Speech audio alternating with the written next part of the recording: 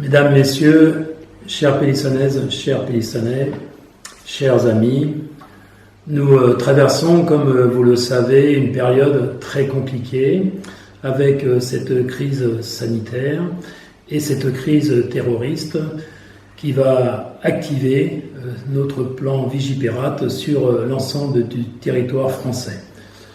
J'ai pris acte des décisions du gouvernement et nous mettons tout en œuvre pour apporter aux Pélissonnais le soutien nécessaire pour passer cette période dans les meilleures conditions possibles. Alors, mettre en parenthèse notre vie sociale n'est pas une chose évidente, surtout à Pélissane, mais tellement nécessaire pour contrer et arrêter cette épidémie. Nous avons besoin de tout le monde, de vous tous, et je sais que je peux compter sur vous, car lors du premier confinement, vous avez été exemplaires. Alors, cette période qui s'ouvre, eh bien, il faut continuer à se protéger, à respecter les gestes barrières, à mettre les masques, et nous pourrons avancer et aller de l'avant et passer cette période très difficile. Je voulais aujourd'hui vous apporter des informations sur le fonctionnement de la commune de Pélissane.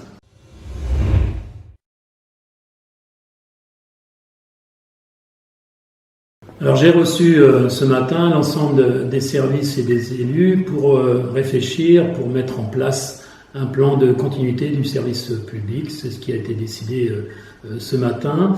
Alors qu'est-ce qu'un plan de continuité? C'est nous permettre de laisser ouvert l'ensemble des services de la ville de Pélissane, avec les agents qui, bien sûr, répondent présents pour apporter ce soutien à la population.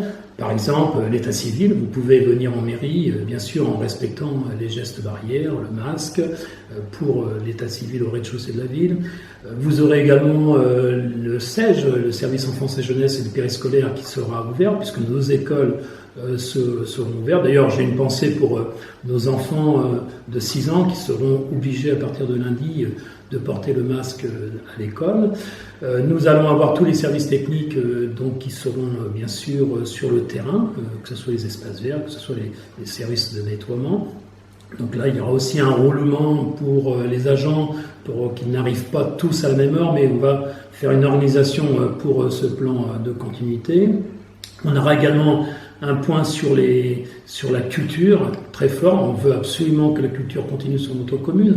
Nous allons avoir notre médiathèque qui ne sera pas ouverte au public, mais qui pourra bien sûr répondre à la demande de vous tous pour livrer ou faire donc en guichet le dépôt et la prise en compte de vos commandes de livres. Voilà, on veut absolument continuer ce service-là. On a également l'école de musique.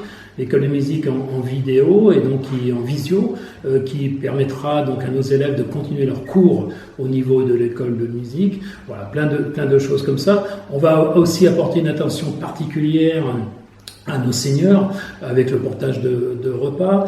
Là aussi, je voudrais avoir une pensée pour eux parce que à Pélissane, on a l'habitude d'avoir beaucoup d'activités pour nos amis du bel âge.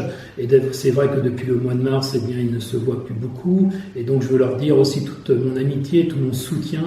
Et n'hésitez pas à aller vers eux parce qu'ils ont besoin de voir du monde. Et surtout, ne laissez pas les personnes seules. Il faut vraiment garder ce lien avec eux.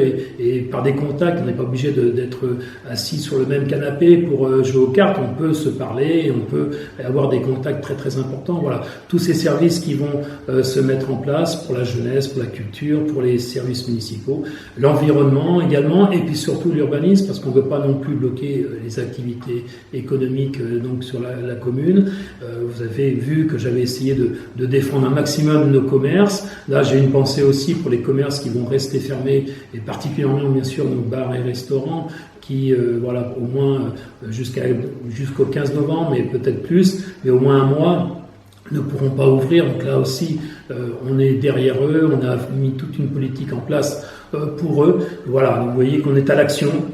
On essaye de faire pour le mieux, mais j'ai besoin de vous, là encore, pour jouer le jeu et faire tout ce qu'il faut pour que les décisions soient prises pour que le 1er décembre, ce confinement se termine.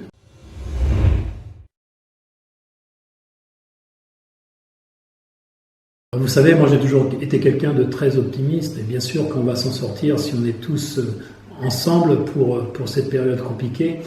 Je voudrais même avoir une pensée parce que voilà, nous avons annulé beaucoup de choses depuis 6 mois et on avait reprogrammé encore des activités comme demain d'ailleurs avec Halloween. Il y a des personnes qui ont travaillé, une association, et on leur dit 2 jours avant qu'il n'y a pas Halloween.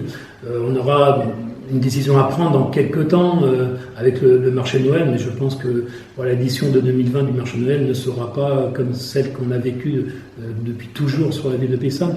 Mais je pense que tous ces efforts que nous faisons aujourd'hui, ils sont importants parce qu'il faut, je vous dis, comme je le disais tout à l'heure, faire reculer cette épidémie et surtout quelque chose qui me tient à cœur, vous le savez, c'est les fêtes de fin d'année. C'est les fêtes de fin d'année en famille. Et si on fait vraiment des efforts maintenant, et je vous le dis, c'est important de prendre conscience de ça, et je sais que vous êtes intelligent pour ça et que vous allez faire ces efforts, eh bien, on aura peut-être la chance de passer un Noël de joie avec la féerie de Noël, tous ensemble, mais on doit passer ce mois de novembre. On doit faire des efforts vraiment importants et je compte sincèrement sur vous pour que nous ayons début décembre une très très bonne nouvelle. N'hésitez pas, je suis là, je suis en mairie, vous pouvez me rencontrer et sachez que je serai toujours à vos côtés.